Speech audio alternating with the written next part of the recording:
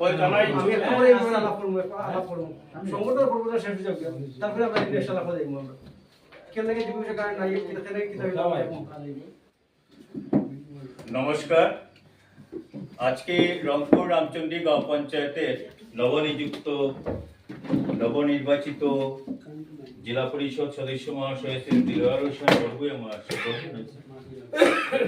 আমাদের এই জিপি সভাপতি শ্রী প্রান্তদীপ নাথ মজুমদার মহাশয়, আমাদের এই জিপির উপসভাপতি শ্রী সাথীরানী দাস মহাশয়া এবং এই জিপির বিভিন্ন গ্রুপ থেকে নবনির্বাচিত শ্রী শামীম আহমেদ চৌধুরী মহাশয়, টুম্পা নাথ মহাশয়া, লিলি নাথ মহাশয়া যিনি আজকে আসেননি ওনার অসুস্থতার জন্য, তবে ওনার স্বামীকে আমরা ধন্যবাদ জানাচ্ছি।